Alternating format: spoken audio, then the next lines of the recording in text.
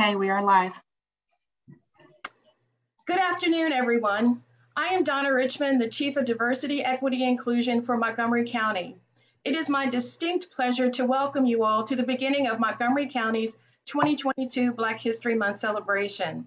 This year's theme for Black History Month is Black Health and Wellness, a topic that is in dire need to be at the front of conversations amidst all that is happening in the world today. There remains a pervasive disparity in healthcare, access, and health outcomes for the African American community. The most recent CDC report on disparities in mortality amongst African Americans studies show that Blacks are at a higher risk of early death, 50% more likely to have high blood pressure, twice as likely to have heart disease, and have the highest death rate for all cancers combined compared to their white counterparts.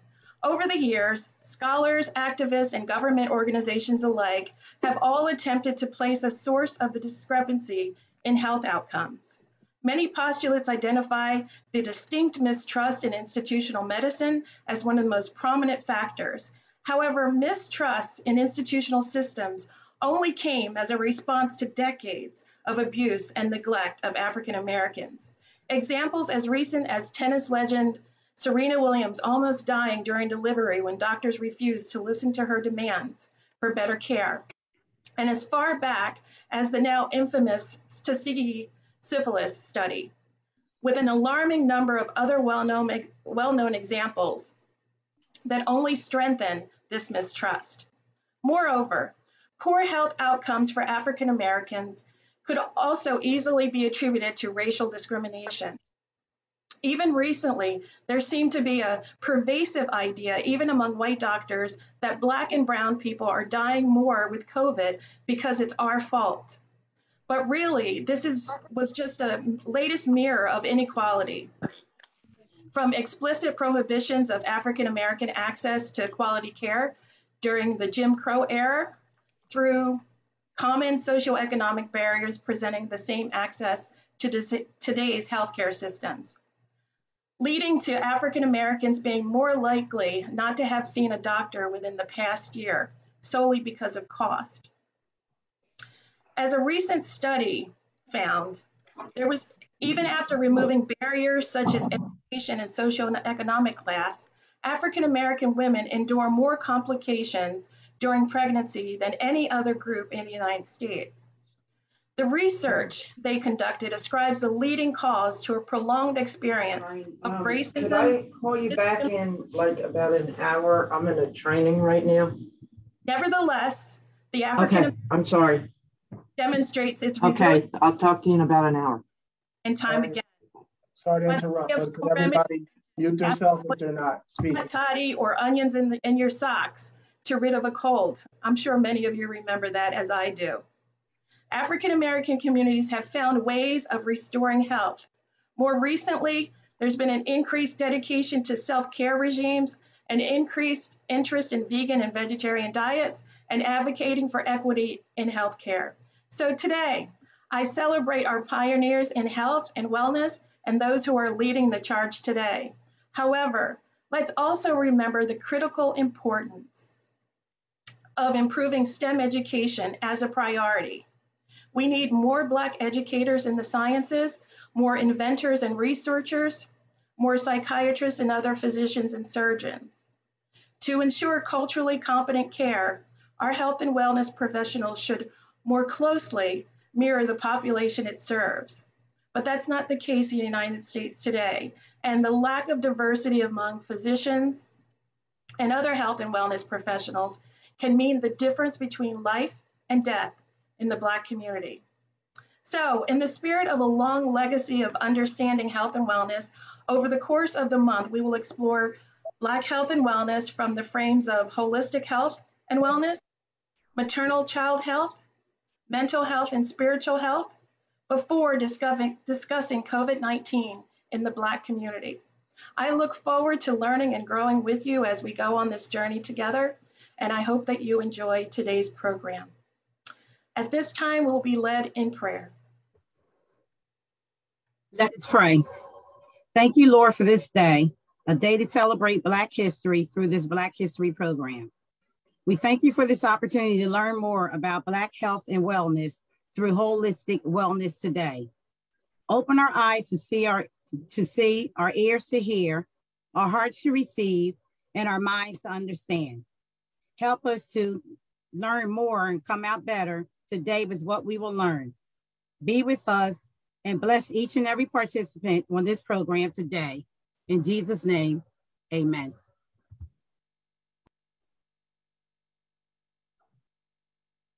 All right, thank you, Laura.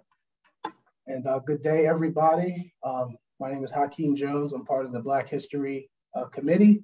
I'm honored to serve as your moderator for today's program. And I just want to say thank you for everybody for your presence. Also want to take a minute to just send some condolences and prayers. Many of us have lost loved ones, friends, family, and even as we see in the entertainment industry, athletic world, and some celebrities, we're losing a lot. We've lost a lot of people this year. So I just wanted to send condolences to everyone who's going through trying times. So each month, so each year, our Black History event, we celebrate a different theme for every week in February.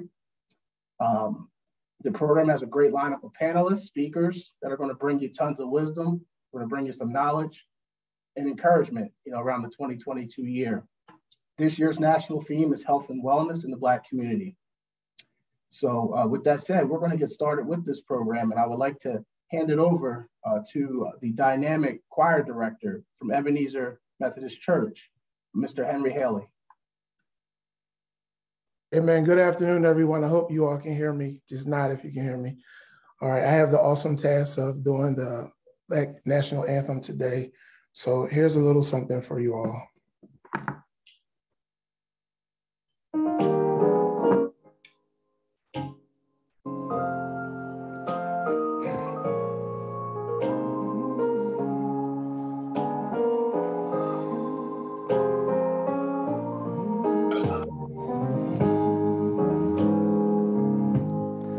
Lift every voice and sing till earth and heaven rings. Ring with the harmonies of liberty. Let our rejoicing rise high as the listening skies. Let it resound loud as the rolling sea. Sing a song full of the faith that the dark past has taught us. Sing a song full of the hope that the present has brought us, facing the rising sun of a new day begun. Let us march on till victory is won. Stony the road we trod, bitter the chastening rod, felt in the day that hope unborn has died. Yet with a steady beat, held not a weary feet, come to the place which our Father sighed. We have come over the way with the tears that been watered. We have come treading the path through the blood of the slaughtered. Out of the gloom he passed, till we now stand at last, where the white gleams of our star is cast. weary years, God of our silent tears, thou who hast brought us thus far on the way, thou who hast by thy might led us into thy light, keep us forever in the path we pray. Let our feet stray from the places, our God, where we met thee, lest our hearts, drunk with the wine of the world, we forgot thee, shadowed beneath thy hand. May we forever stand true to our God, true to our native land.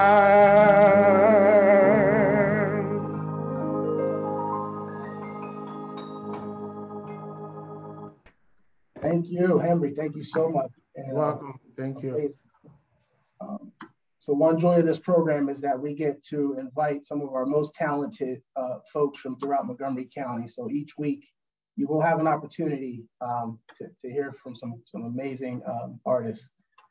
So as we move on in the program, I would like to introduce our Board of Commissioners, Vice Chair, Mr. Ken Long. Hey, thank you, Hakeem. Pastor Haley, thank you for that. It feels like church. I'm in my office, but it feels like church here. That was beautiful. Good afternoon, everyone. I hope everyone's had a safe and healthy start to 2022. And on behalf of Montgomery County, I'm excited to welcome everyone again to Montgomery County's annual Black History Month program. As you've heard, this year's theme, Black Health and Wellness, is so critical as we enter the third year of the COVID-19 pandemic. You know, I remember in March of 2020, when the pandemic was first beginning, our Department of Health, we were at a meeting and they said the communities that were going to get hit hardest by this. And they were our Black and Brown communities. And I asked what was probably a naive question at the time, was how do we know that these communities are going to get hit the hardest? And the answer was that these communities get hit the hardest when anything comes. There's historic disparities in healthcare that we still need to address here in Montgomery County. I remember when the schools closed, some school districts transitioned right away to virtual schooling, but 3 of our school districts had to figure out how they were going to feed their children because the majority of their students got the free breakfast and the free lunch program. So if schools weren't open, they weren't going to get those 2 meals a day. These are districts that serve Black and Brown communities. So as your commissioner, as one of your commissioners, I'm deeply committed to making sure Montgomery County addresses diversity, equity, and inclusion in all aspects of providing county services and for our county employees. I'm glad you heard from our new Chief of Diversity, Equity, and Inclusion, Donna Richmond, who's been doing a great work during her brief tenure at the county. And I supported that position. That was a 2-to-1 vote. That was not a unanimous vote to create a position of diversity, equity, and inclusion here in Montgomery County. One of the commissioners, and you can look it up, said it was political theater to do so, even though every data point can show that there is disparities here in Montgomery County. So we need to continue to do the hard work to eliminate racial disparities for our citizens in healthcare services, the criminal justice system, business opportunities, and safety net services. And we also need to make sure all of our employees in county government have opportunities for advancement and eliminate the racial and gender wage gap for our employees. As most of us know by now, the pandemic exposed and heightened healthcare disparities that have been in existence in the community for decades.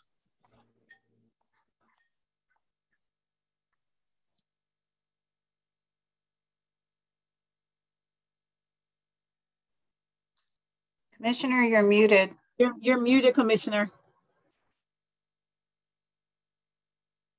How long have I been muted?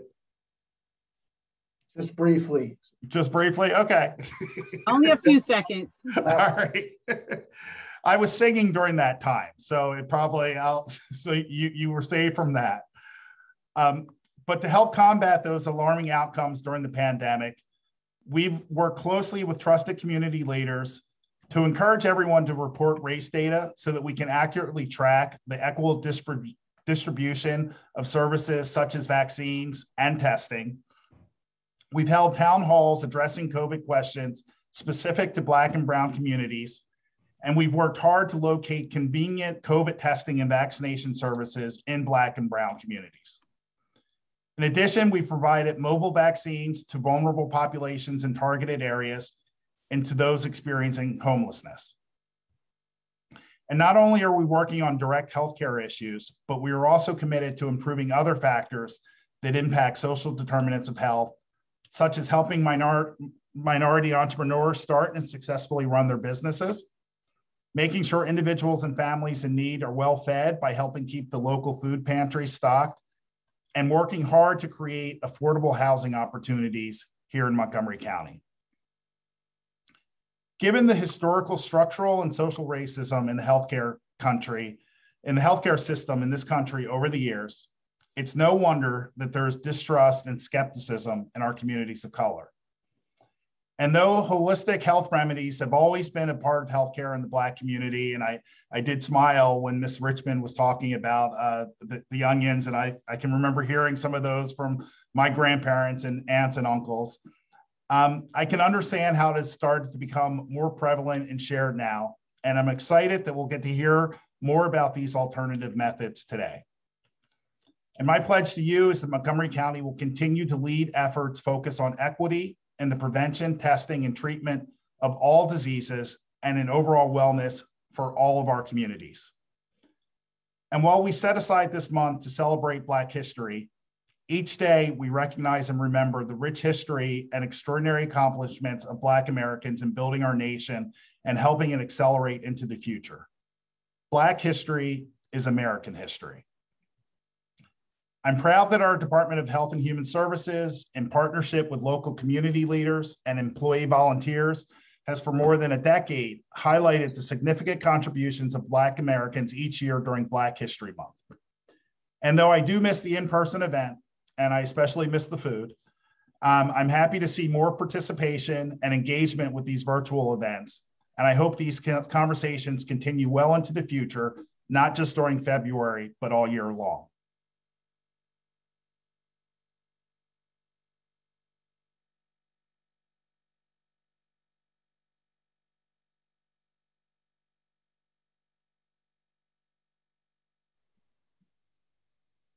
I believe we're having some audio issues, Commissioner Lawrence.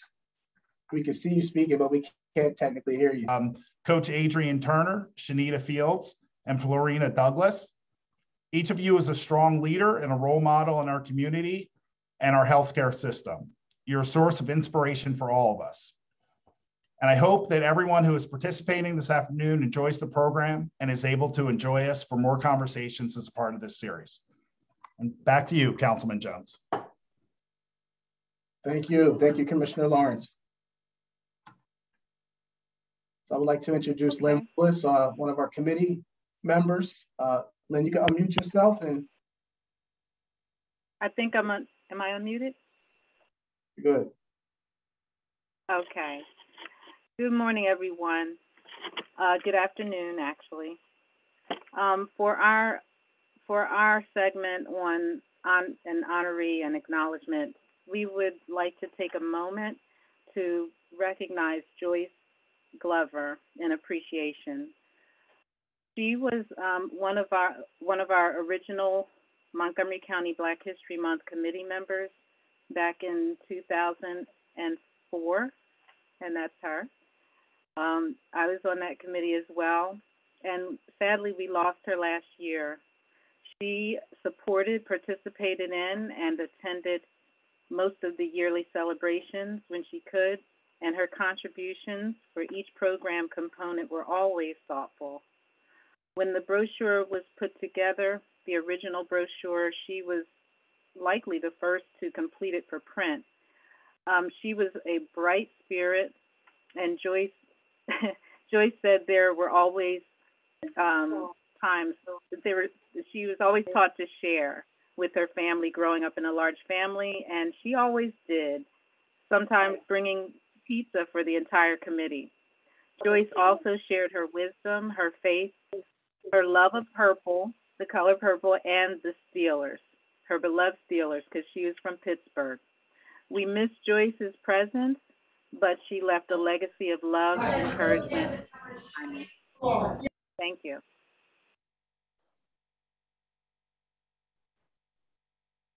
Thank you, Lynn, for that. And so many of you know on the call, Montgomery County Health and Human Services is a large entity that has multiple departments. The committee who organizes this event every year, they're a mix between employees, managers, and community partners. So, we do miss Joyce, and her input over the years have been really important to us. So rest in peace, Joyce. And with that said, we are here to, we're going to introduce our panelists for the session. And a little housekeeping rules, little ground rules. We're going to ask that our panelists keep their eyes on the chat. And we're going to also ask that everyone keep themselves muted and hold your questions until the end of the discussion. So you can enter questions in the chat as we're speaking, but do keep yourself muted. So I will start with introducing our first panelist, Ms. Shanita Fields. Ms. Fields is a community health educator for the Department of Health and Human Services. She implements various programs that promote healthy behaviors throughout nutrition and physical activities here in the community. Our second panelist is Coach Adrian Turner. Coach Adrian Turner is an author, a leadership coach, a speaker, a professional development trainer, and business consultant. She is the owner of Turner Coaching, Training and Consulting, LLC, which is a nationally certified minority-owned business enterprise. And our third panelist for today is Pastor Florena Corrine Douglas. Pastor Douglas is the founder and senior pastor of Flourish Holistic Worship Center in Collegeville. She is also an author of her own, and she's the owner of Florena's Kitchen in Collegeville, PA. Douglas has a strong passion for wellness and enjoys creating atmospheres of health and wellness by providing information that will help the community make well-informed decisions. So what we're going to do is I'm going to ask the panelists specific questions, and then we'll allow for the others to chime in. And if you have a question that you want to add to the discussion, again, feel free to add it to the chat. So first question, I'll come over to you, Ms. Shanita Fields. So as a community health educator, what is the most common issue that you observe in the Black community when you're seeking out to educate and inform folks, and what can be done to change it? Thank you, Hakeem. So I would say one of the most common things that I see in the Black community is a lack of exposure. And that would be a lack of exposure to information as well as resources. And I think that there's multiple reasons why there's a lack of exposure. So one reason may be some of the resources or the information is just not in our community. And so I'll give you an example. So in my programs, we teach people and give people vegetables. And so there's a vegetable called kohlrabi, and there's a vegetable called Swiss chard. And prior to me becoming a health educator, I had never heard of these before, never seen them before in my life. And pretty much every other Black person that I have ever mentioned these items to have said to me, what is that? So it's just not something that those particular vegetables. It's not present in the community where we live. It's not at the grocery stores where we shop, right? So that might be one reason why it's a lack of exposure. It's not present. I think another reason why there may be a lack of exposure is sometimes we do actually limit ourselves based off of what we identify as being a part of our culture and what's not. So a lot of times, we hear phrases like, that's for white people, or Black people don't do that, or Black people don't eat that. So we will shy away from it because we don't identify that as being something a part of Black culture. And I was actually out teaching some middle school students, and I was teaching them about vegetables. And I was asking them, like, do you typically eat this vegetable at home, and how do you eat it? And when I got to collard greens, one of the students said, of course I eat collard greens, I'm Black. And I thought it was, comical, but just like her statement, I think a lot of times we associate things as that's either Black or that's not Black. It's very black and white with us. And so that sometimes is, adding to the lack of exposure, because sometimes we don't want to be exposed because it's not Black. So why do I need to do that? Or, if it has not been something that's a part of our culture, we may assume that it's something that we're not going to enjoy. My family's not going to enjoy that, or my family's not going to want to participate in that. I think the second part of the question, how can we change that? I think that we need more representation of Black health educators, such as myself. And I do take this like as a high privilege to even be able to sit in this role as a health educator.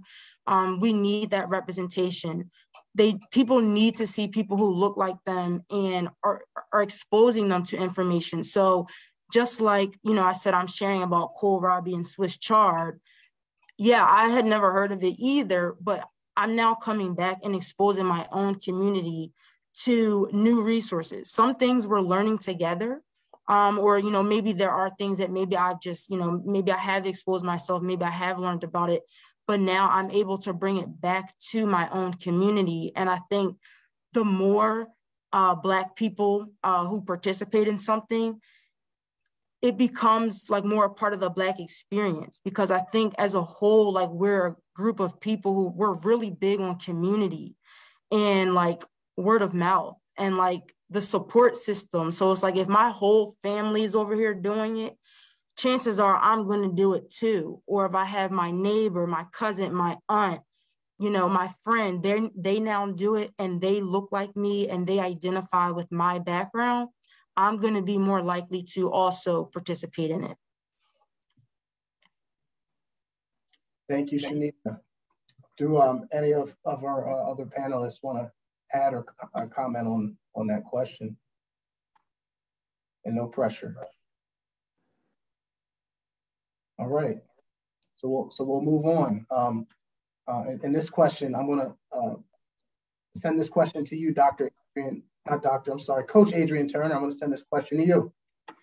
Can you share with us the correlation between a person's professional life and their well-being, and then share how a person of color might best navigate their workspace culture when in some cases their culture might tailor toward their white and non-Black counterparts? Thank you, Hakeem, for the question, and thank you for the invitation to be here. I want to let you know that before my current career as a coach and entrepreneur, I worked at one of the world's largest pharmaceutical companies as a sales representative. And I was working 50 to 60 hours a week.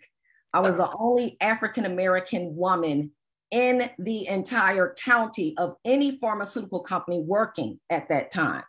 And although I was top in sales, I had a director who was clearly out to get me, as she had gotten rid of some other African-Americans within our organization before. So I had all of this stress on me, and I've got 3 children. I'm working hard. And then guess what? It all caught up to me. The physical stress of it, the mental stress of it caused me to crash. I had stomach pains, back aches, migraines, and it was that misalignment with my overall well-being and my professional life that just stopped me dead in my tracks. I had to take a 6-week leave of absence to get myself together. I went on a short-term disability. So is there a direct correlation? I'm here to tell you yes, and I face it. Now, what I did was I had to find a way to survive in all of this chaos.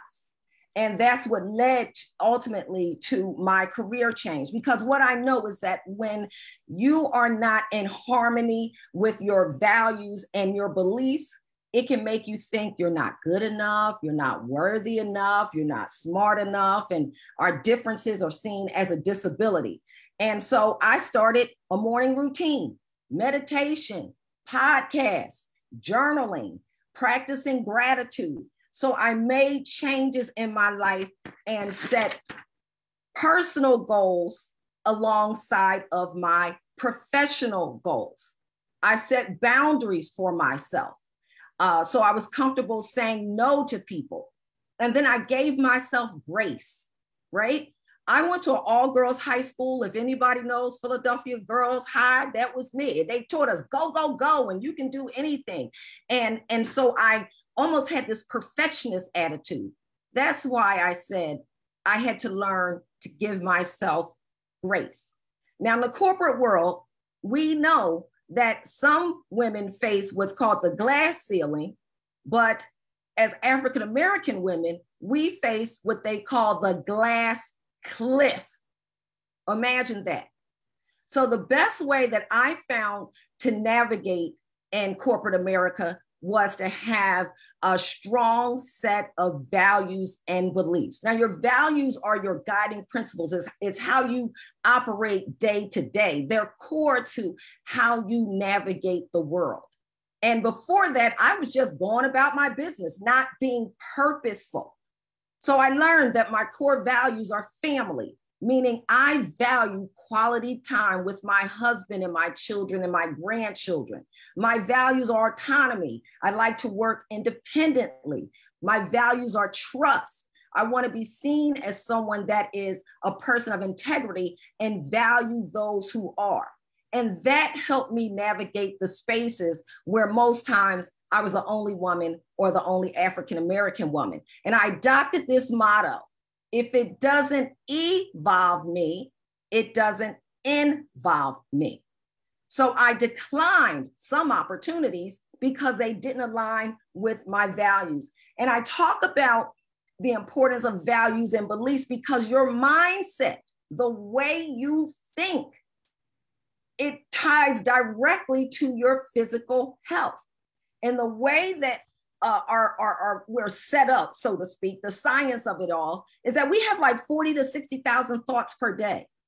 Scientists tell us, brain scientists tell us that 90% of those thoughts are negative. And 85% of those negative thoughts are thoughts that we repeat. We thinking the same things over and over again. And that's damaging. So if you're working in an environment where you're the only or don't see that you physically fit, and you start thinking negatively about yourself, we know how that can hinder us. So what do? Instead of thinking I'm not smart enough, you practice positive self-talk. I am smart enough. When I was working in corporate America, now I went to Penn State, okay, at State College. Lord bless me, I graduated 2.7. Okay, I was happy about that. But, you know, I'm working in corporate with people who have Ivy League degrees. They graduated top of their class. So because of my mindset, I didn't say that I'm not enough. I said, how can I learn from them? How can I get them on my team? And they became mentors for me and sponsors for me. They spoke up and recommended me for opportunities when I wasn't in the room. That's how I was able to navigate with the mindset and with people supporting my career. So another last statistic that I'll give you is Harvard researchers tell us that 85% of our success is based on our personality, our ability to communicate, negotiate, and lead. So if you know who you are, if you're true to yourself and able to express yourself authentically, that was the key for success for me in corporate America. And that's how I manage my daily life and how I coach others. Powerful. Thank you, Coach Turner. And I'm actually going to share your book, because I'm sure there's many people on this call who were really touched by this, and I'm going to share that again. There's a whole chapter in my book called Stress Breakers, because as you are excelling in your career, in your position, and just in life, right? We got to know how to manage stress. Thank you for sharing that link, Hakeem. No problem. And thank you again.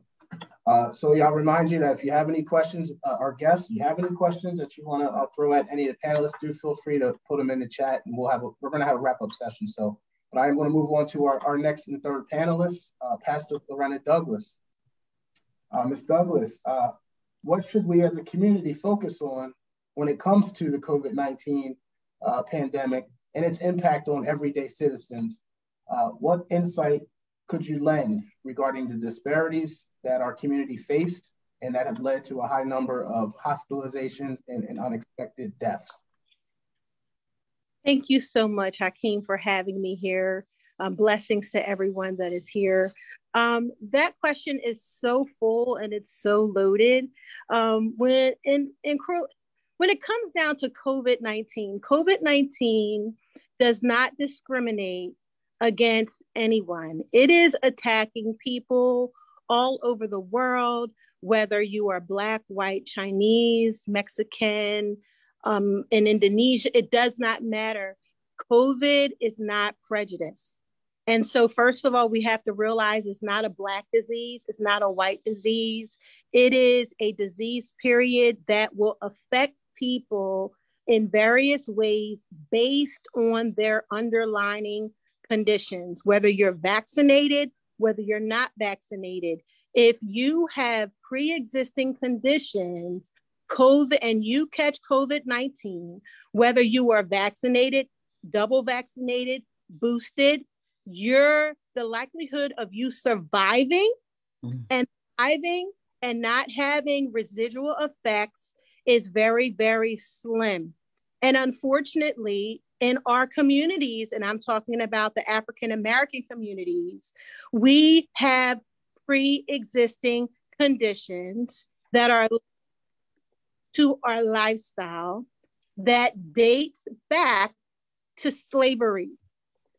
And our dietary choice is a diet that has originated from the scraps that was left after the masters would eat what they would want. And so we now develop cuisine, which is our cultural norm on every Black table or African-American table, affectionately known as soul food, because mama, auntie, or whoever prepared the food had to season the scraps with love. And down through the generations, we have embraced scraps as our cultural preference on every dinner table. So now we're here. We are no longer slaves, but we possess the slave mentality, feeling as though we cannot rise because we haven't been given permission to rise. It is so awesome and amazing that we now have Barack Obama, who was the first African-American president to sit on top of the United States of America. What is our excuse? We have to be willing to take our own self-care into our own hands and no longer possess the victimized mentality of our forefathers. We cannot leave anybody responsible for what we willingly choose to do, what we willingly choose to think, and what we willingly embrace as our true reality. So I did go up and I looked at the 2007 census. I looked at the CDC's 1999 to 2020, underlining cause of death for African Americans. Unfortunately, number 1 is heart disease. Number 2 is cancer. And number 3 is COVID-19. Now, I'm only going to deal with heart disease because of the limited time. Foods that are bad for your heart are sugary, salty, and fatty foods. And if you are a true soul food cook, sugar, salt, and fat is in everything that we prepare. Even though the food is made with love, the ingredients are toxic and harmful to our bodies. So now we're dealing with death and sickness. I, being a COVID-19 survivor, having been in the hospital for 30 days, 4 blood clots in my right lung, COVID pneumonia, COVID brain, I was able to live through it because I did not have pre-existing conditions such as hypertension, high cholesterol, heart disease. I didn't harbor unforgiveness in my heart. I did not harbor the mindset of not being able to walk in power and authority. I knew that greater is he that's within me than he that's within the world. I knew that I can do all things through Christ who strengthens me. I began to remind myself of the greater that was in me. So it wasn't a respirator. It wasn't oxygen. It wasn't CPAP. It wasn't Remdesivir. It wasn't a vaccine. It was the belief in God that I was stronger than what was trying to overtake me. So in this community, in my community, I had to repent. I was born and raised in Norristown. I went to Norristown school districts. My father pastored a church in Norristown for 25 years. I played in the streets of Norristown. I walked the streets of Norristown. I cried the streets of Norristown. I played hopscotch in the streets of Norristown, jump rope in the streets of Norristown. But when it came for me to establish my wellness businesses, I took my businesses outside of Norristown. Why? Because I did not feel I was strong enough, nor would have the clientele to support a wellness business. So instead of posturing myself as not just a business owner, but an educator, I left and went to the suburbs where I knew they would pay and they would support. Why? Because they don't possess the slavery mentality. They find value in their health and their wellness.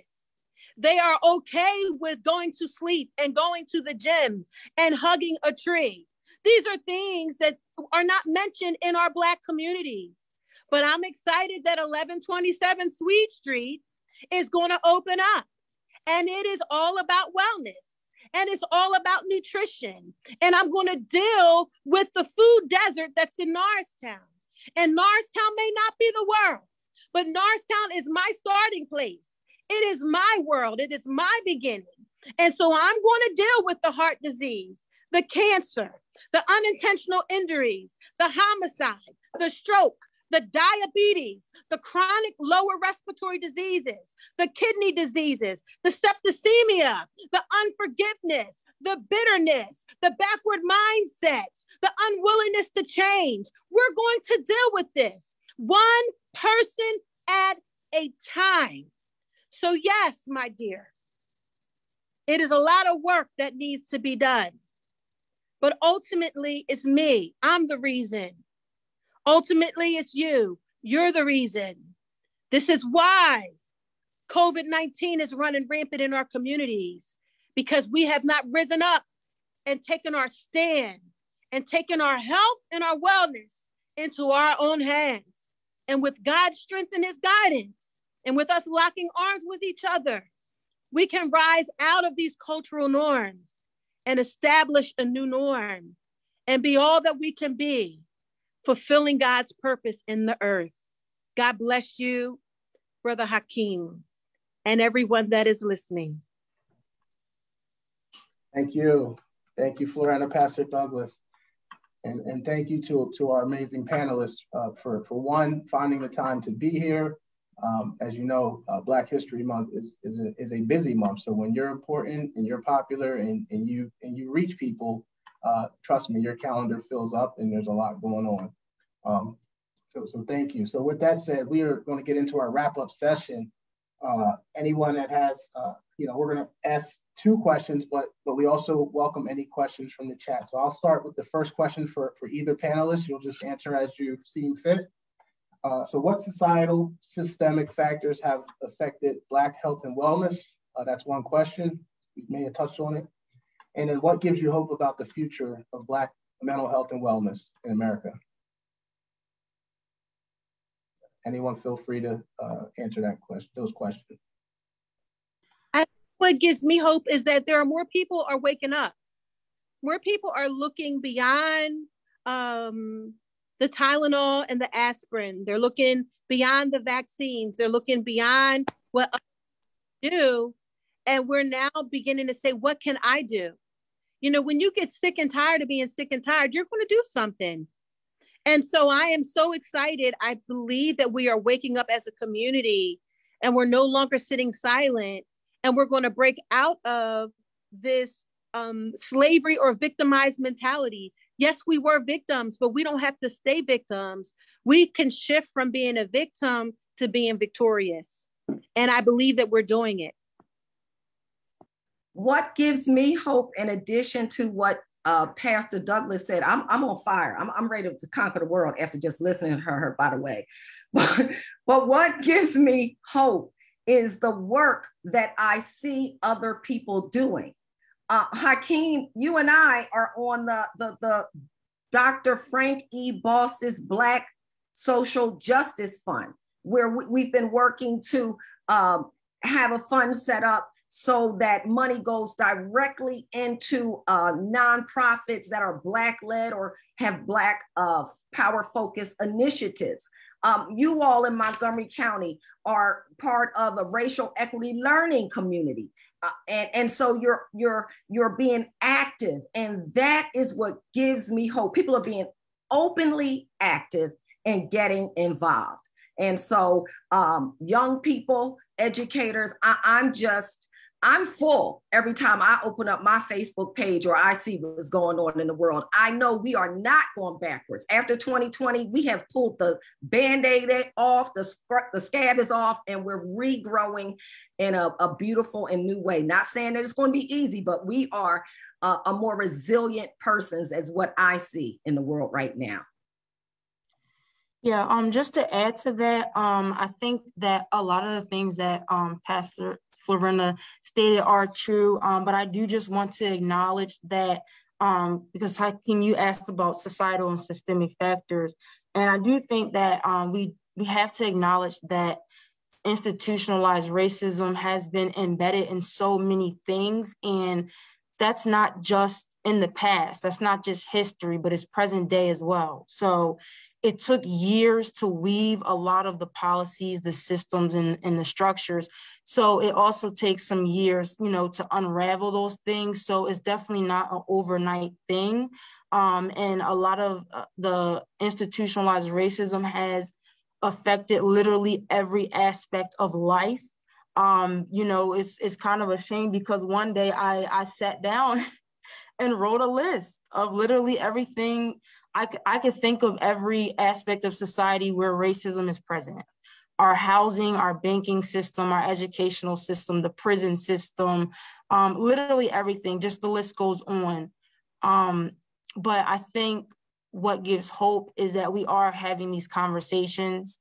Even the fact that we're having this conversation in a workplace setting, the county is allowing us to have this conversation, and we have the support of the commissioners. I think it's things like that that do give me hope. And then, just we're coming together as a community, various sectors. As Hakeem already said, we have people who sit in different positions. We have Hakeem Jones, we have Sonia Saunders, councilwoman, and Hakeem Jones is a councilman. We have the commissioners, all types of people. We have educators on here. So just the various sectors coming together to address these issues, I think is what gives me hope.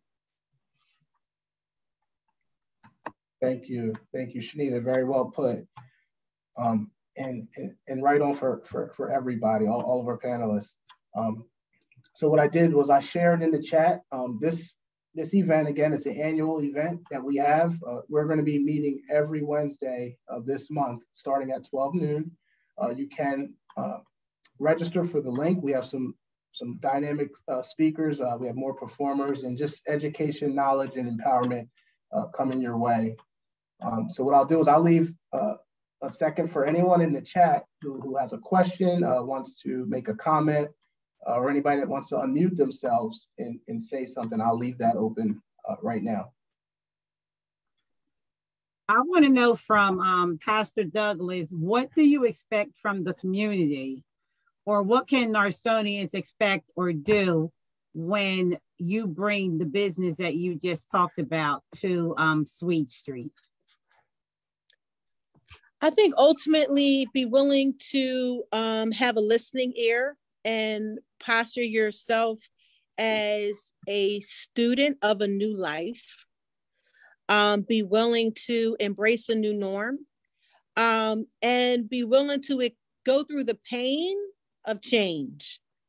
Because when you talk about leaving everything that you know, or a large percent of what you know behind, and embracing something new, there is a grief process. You know, when someone says you have diabetes and you can't have sugar no more, and you don't have to shift to like stevia or an artificial sweetener. And if you're a foodie, and if you love pound cake and a lot of sugar in your tea, now it's like a grief process that now you have to go through change in order to live. And be willing to have that open mindset. So we're going to have hours that will be open early and will be open late on some evenings. We'll have lots and lots of classes. We'll be able to walk down to the park. We'll have prayer walks. We'll have accountability partners. We'll have different videos, and having different experts that are well more versed than I am to come and talk to us about the benefit of changing our norm, because that's what it is. It's changing our norm. So I just, just to spread the word, it is opening. I've already secured the building. We're looking for extra funding to help bring this to Norristown to deal with the food desert that's there, to offer fresh fruits and vegetables, classes for children, vegan eats, plant-based support, all different types of things. I've been a nurse for 19 years, so to have a basic profile on people, to have their vital signs and their measurements, and so they can chart their progress. Encourage different ones to go to the doctors, get a baseline on yourself, because this isn't an abolishment of medicine and an abolishment of going to the doctors. No, this is a merge. Not only just leaving it up for the doctor to take care of you, but you take care of you. So, yes. Thank you. All right, so looks like we don't have additional questions, but I think our speakers touched on many things, many dynamic, truthful, honest conversation. And again, I think what Shanita mentioned, it's important, and we do acknowledge our county administration, because I don't know what they're doing in Delaware County or Chester County or Bucks County, but what I do know is that Montgomery County has held this Black History event, activity, and now month as far back as I can remember. And it's important that, not only the employees of the county, but community partners and myself, and even you guys on the call, seeing people from all over the region, some from out of state, it's really important. So hopefully what you took away from today is what you can pass down to the next person. We know Black History Month is a month, but we need to take these examples and this education and apply it 365. Coach Adrian Turner, we appreciate you. Put your book in the chat. You guys can look her up on the link. Shanita Fields as well, who works in the community around health and wellness and works with children and youth. She's also accessible. And then we've met Pastor Florena Douglas, pastor and a business owner. So You know, this schedule said 1:30, but you know, it looks like we ran a very tight whip. Great program. Excuse me, Hakeem, I think there's a question in We have the questions chat. in the chat. Yeah, it's Okay. multiple throughout. My apologies. So yeah, so if someone wants to help me address them from the committee, that'd be great. Laura, did you want to read them out? And yeah, so I had a question in chat to Shanita.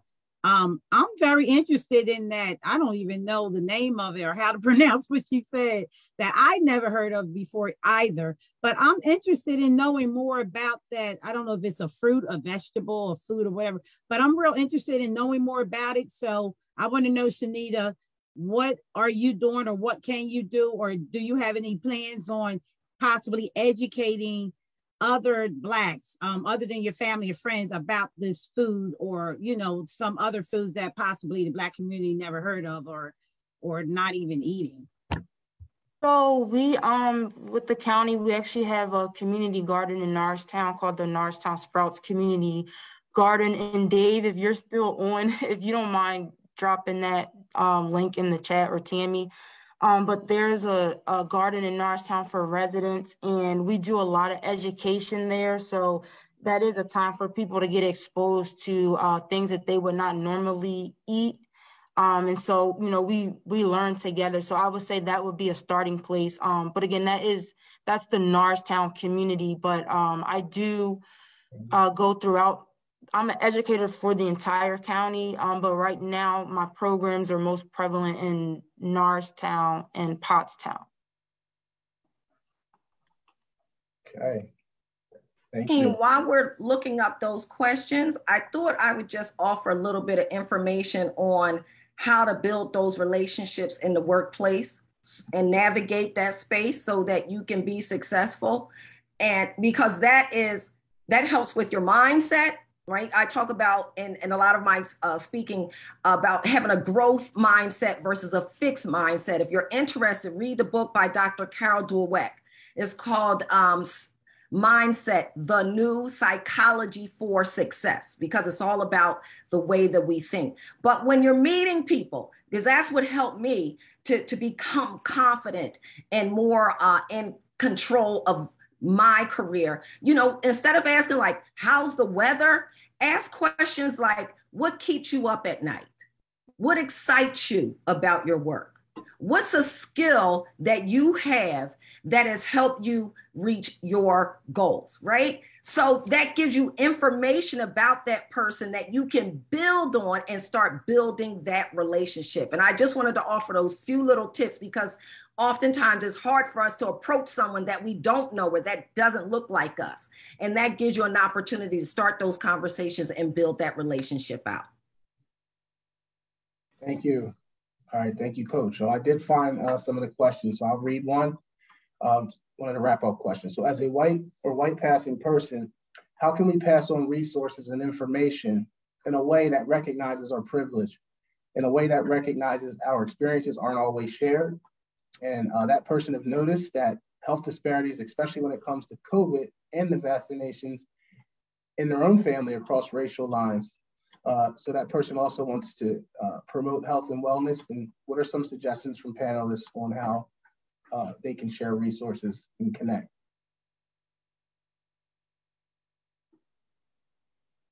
The question was how a non-BIPOC person can share resources? Yes, and in a way that recognizes, you know, that they are fortunate and have certain privileges. That was the question. Well, I'm not knowledgeable of any specific groups, but I know online there are lots of Facebook groups where you can share that information and get information. I will say this though, what I have been telling individuals to do is just start within your own circle. Like start with your family, start with the people right around you. Something that like, you know, they got to put out a billboard, but I think change happens one person at a time. So that's my response to that. Start sharing where you are right in your circle and grow from there if you can't find online groups or resources. Thank you. I'll ask another question.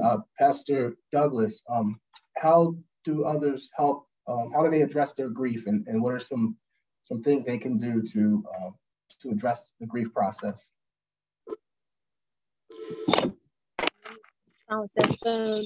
When it comes to grief, grief is something that has to be acknowledged, and it also has to be released. There are times in your life that bad things and hurtful things happen. And it's all how you process and how you allow yourself to go through the different stages of grief.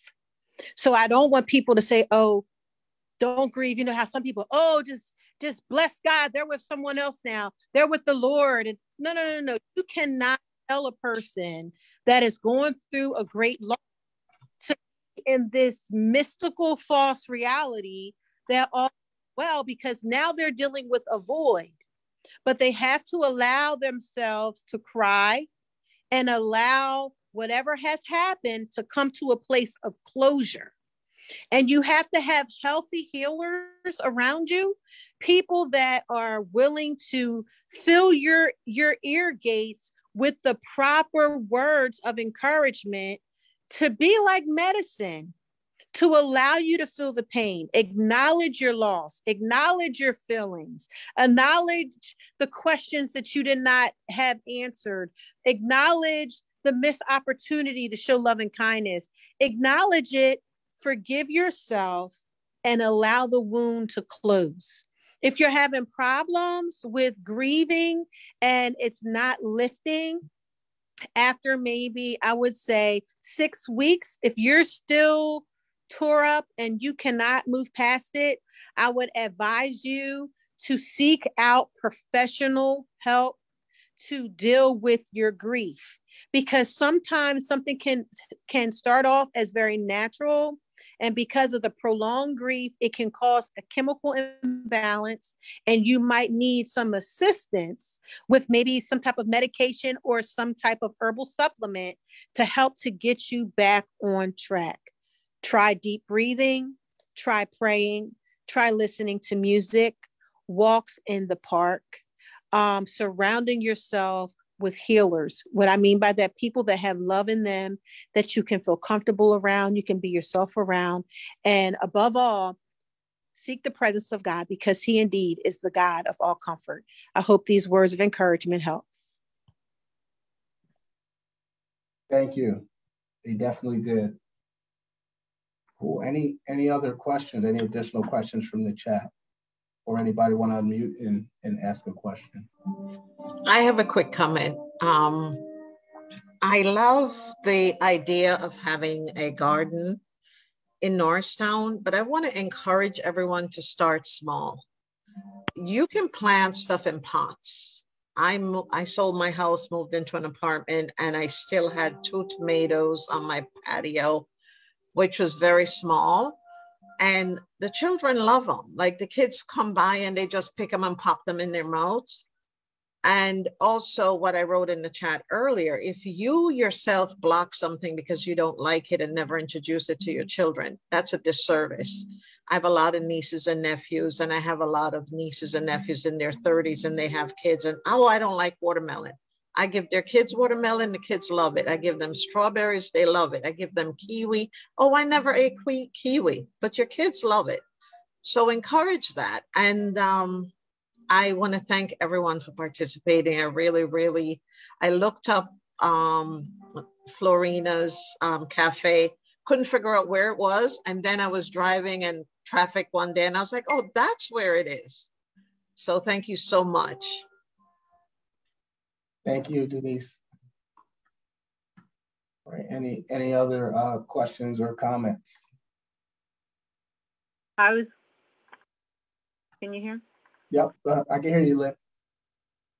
Okay, I want to say Marquise Oliver that had the repost about, I was just acknowledging that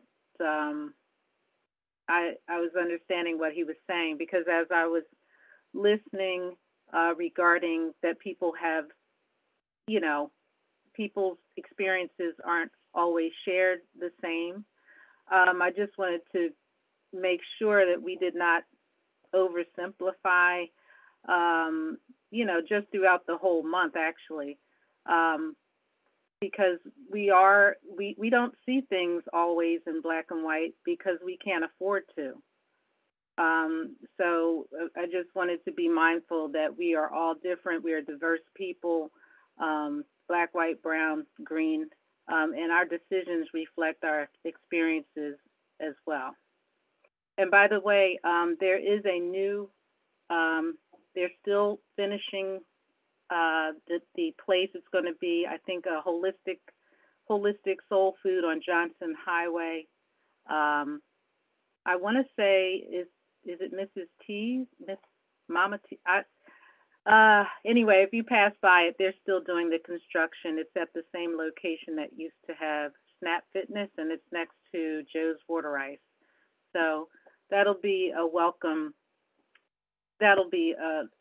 place in the community, because she actually does meals for like if you want meals for the week and you're trying to feed somebody that's elderly or disabled, it's holistic soul food, and she caters as well.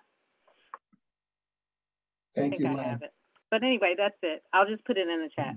I'm going to find it. Thank you. Thank you. Yeah, thank you.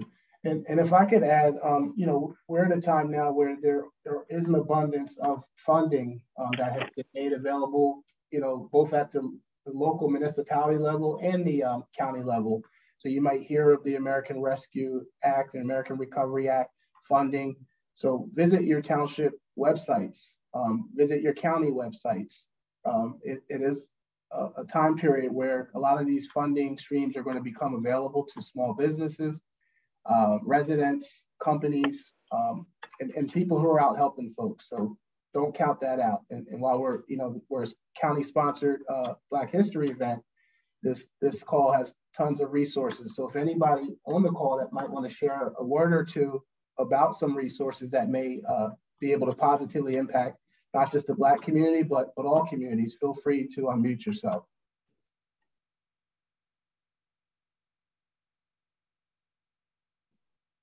Hi, everyone. This has been an outstanding program. Thank you for all of the information that you have provided.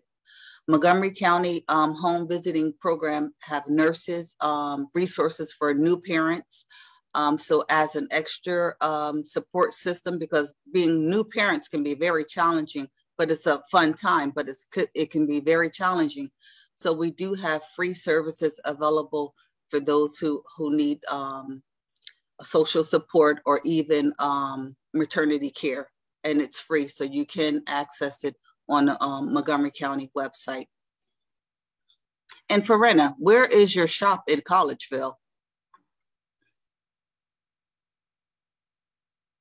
3960 Germantown Pike in Collegeville, and we actually have a location that's opening up in March in Skipback, 4039 Skipback Pike, Unit 8 and Unit 9. Thank you. Thank you, and I'll see you soon. Desiree, it's kind of behind, when Main Street meets Germantown, it's kind of behind that sprouted chicken, speckled chicken, something like that. It's kind of hidden. Right. So I kept looking for it and couldn't find it. And I actually was stopped there because of traffic and saw it, because I go up Germantown when I'm coming from Collegeville sometimes. And I'm like, it has to be somewhere here. And then coming on Main Street after you pass the vegetable stand, there's like a little driveway and it says like a antique shop or flea market or something, and it's down in there. And I was like, oh my gosh, look at this. So that's where it is. You have to have a marker or you keep driving past. Thank you, Denise. I will make sure she knows where it's at offline, and we really appreciate the info sharing. And again, this was a dynamic first week of our Black History Month. We look forward to next Wednesday. We have Miss Sonia Sanders, who will be moderating that. We hope everybody gets on the link and signs up for next Wednesday. We specifically made this available around the lunch hour because we know that people work, and it's a good time. You can hop on your phone, hop on your computer, join us. So with that, Hakeem, before we go, and Tammy answered it in the chat, but I don't know if everyone looked at it. But Troy Swittenberg had asked about if it's being recorded. He wants to look at it. Can you just let everyone know about it being recorded, where it's being recorded, where people can go in and watch it on their own time? Sure. So this is virtual. It was streaming on Facebook Live, but it's also I believe going to end up on the Montgomery County YouTube page, correct? So you will be able to share this out or watch it at a later date. And then all of them will be streamed on Facebook, and they'll be included on the Montgomery County YouTube page. So thank you all for being here. Have a great week. And we look forward to seeing everybody next week. Bye-bye. Thank you all for sharing and coming.